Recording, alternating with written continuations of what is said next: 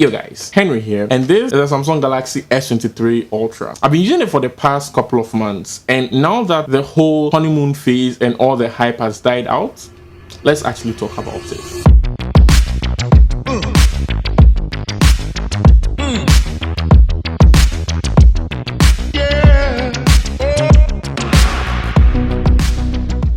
For most parts, the S23 Ultra looks exactly like the S22 Ultra. Like the saying goes, don't fix something that isn't broken. But as far as design goes, this phone is basically a metal sandwiched between two sheets of glass. That is the glass back and then the glass front.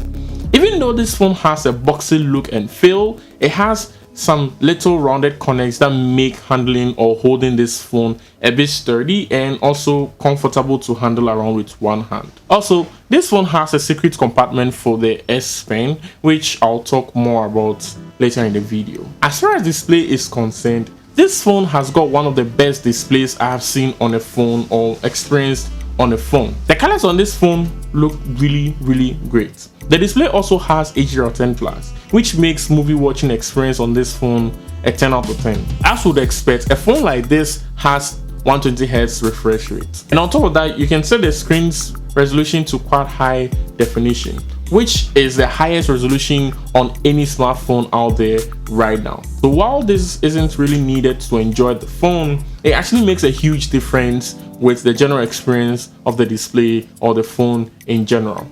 And speaking of something this phone has that any other phone on the market doesn't have right now, is the S Pen. So let's talk about that. While the S Pen is something I have a love-hate relationship with, in theory, it's a very useful add-on to the phone because it has some pretty convenient features to it. But then the size of the phone and then sometimes the angle kind of makes it uncomfortable to take notes or to write stuff on the screen, unless the phone is on the surface. Also, there was this one feature that I was kind of excited about to try out, but then I was kind of disappointed because I wasn't able to try it because of the keyboard I use. So that option or that feature is the ability to handwrite replies in chats or any text box anywhere on the phone. Apparently, for that to work, you would have to be using the Samsung keyboard, which I don't use.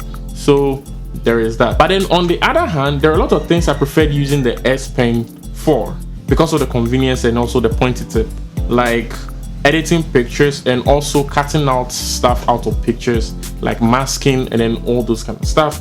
This pen is actually convenient for that. Also, you can use the pen as a remote if you're doing slide presentations with your phone connected to a huge display, or use it to change modes in your camera app, use it to start and stop a video recording, use it to zoom in and out of like pictures in your camera, or simply change the front or back cameras with this. So you can put the phone somewhere far, stand somewhere far, and then use the stick to take pictures and all that. Let's talk about the cameras, shall we? As far as cameras on these phones are concerned, it's safe to say that it's top of the line.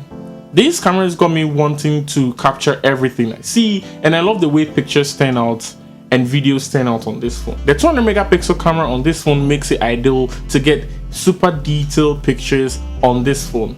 Also, the zoom on this phone is just out of this world, like literally. It has space zoom, which allows you to capture pictures of the moon. And I know a lot of people have opinions about those moon pictures, but then that doesn't take away the fact that the zoom on this phone is actually pretty cool.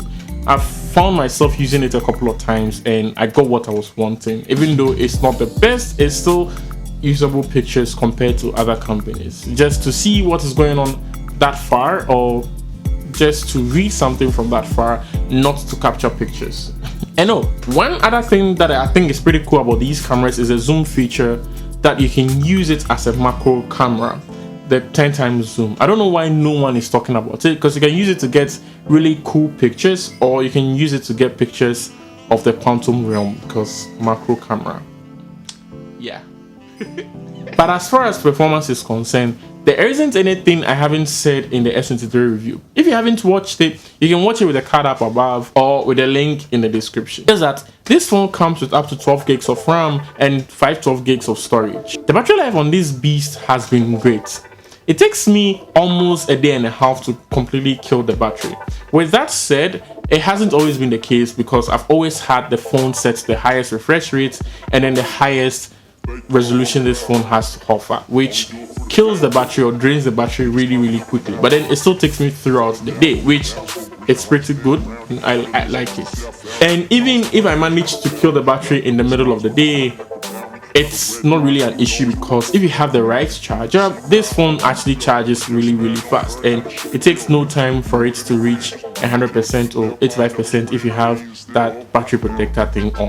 At the end of the day, the S23 Ultra is the phone you buy if you want the best Android phone out there right now. It has earned that spot. And that's been it.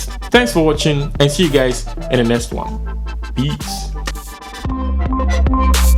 Goddamn.